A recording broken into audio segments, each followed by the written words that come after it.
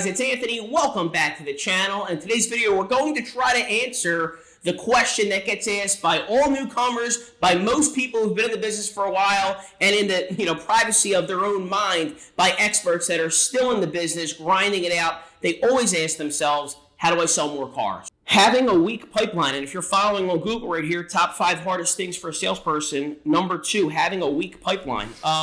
Okay, yeah, so early on getting started, that's probably going to be the case. I think it becomes a lot easier once you realize that, and that as you start to sell cars, as you start to get referrals, as you start to gain momentum, as you start to even have customers that are unsold that you follow up with, it becomes a force multiplier. My mindset when I first started selling cars was, okay, and I worked at a Nissan store.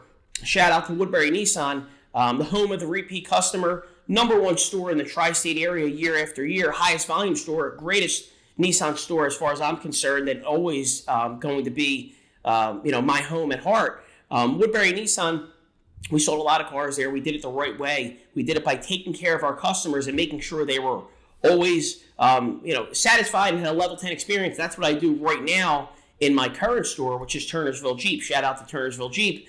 Highest volume Jeep store in New Jersey and 4th in the entire Mid-Atlantic business district.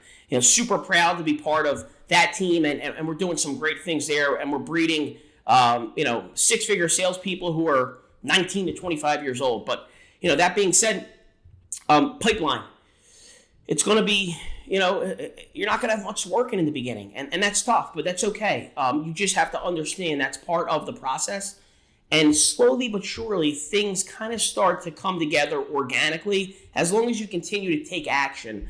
The best thing you could do to start, go through your cell phone. There's an app called Hit 'em Up. It's a texting app. It's a mass texting app that you can send messages individually, so it's not like a whole group of people getting it at once. But it's as easy as sending a group text, if that makes any sense. You basically select all of the people, and you just keep hitting send, and it kind of goes out. Just let people know what you're doing.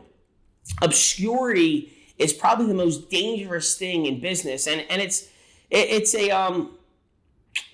would say it's almost like a crime. It's being good at something and people not knowing about it is such a waste of talent and opportunity. If you're the greatest fighter in the world, but you have no pull, you have no juice, nobody wants to watch you, you're not going to get paid all of the money. It's just how it is, right? People have to know what you're doing and have to want to see you doing it. I think Walt Disney said this, and I'm going to paraphrase because I haven't seen this quote in a while, but more or less, do what you do so well that people want to come back and bring their friends, right? Do what you want to do so well that people want to come back and bring their friends. So if you're just starting out, focus on doing the best you can do with one customer. Just do the best you can do with one customer, and the skills that you use during that transaction and the level of care and focus that you apply, you're going to apply that to the next customer, and you're going to be a little bit better. And then that's going to be a force multiplier, because then they're going to tell someone about you, or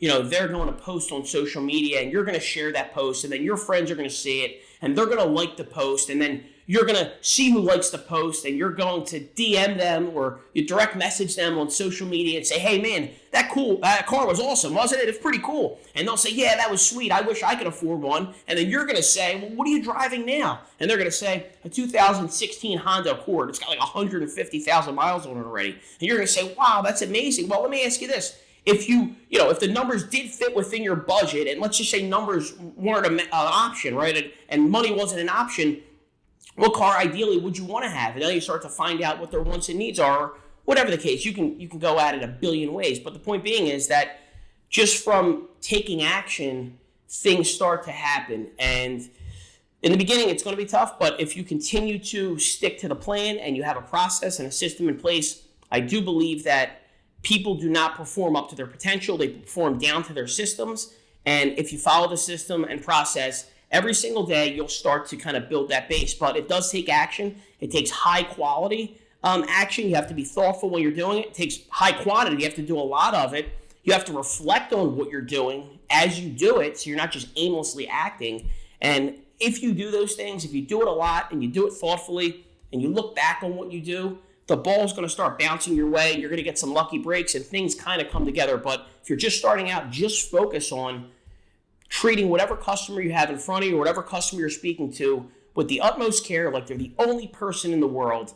And when you do that and you force yourself to focus at that level and care at that level, things will start to present themselves to you. But it does take action. It's going to be harder in the beginning, believe it or not. It's going to be a lot harder. And as you continue to go, things will start to fall in place. Not that you could ever work less hard, but I think you start to work smarter. And then it just feels like it's less friction when you're doing it. It feels like you have to grind in a different way, in a way that's more fulfilling as opposed to a little bit more painful. It's like just starting out in the gym, your muscles are really sore those first few workouts. Then eventually you know what that soreness is. You identify that it's growth and it starts to feel better as it's happening. So once again, I know I talked about this in this segment just here, social media.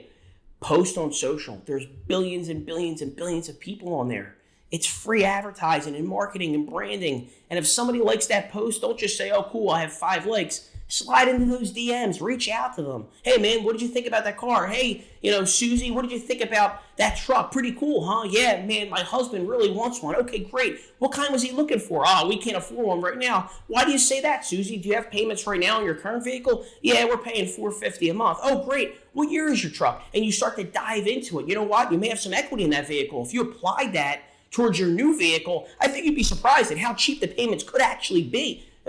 You just dive in, right? But it takes action. It's all about making a decision. You either choose to do it or you choose not to do it. Whatever it is, choose to do it. Hey, my friend, thank you for watching. And if you want to see videos just like this one, please like and subscribe to our channel. We really appreciate the love and support. And don't forget, leave some comments down below. I'm looking forward to all of your interaction and feedback, and I can't wait to bring you more videos just like this one. Thanks again. I'll talk to you soon.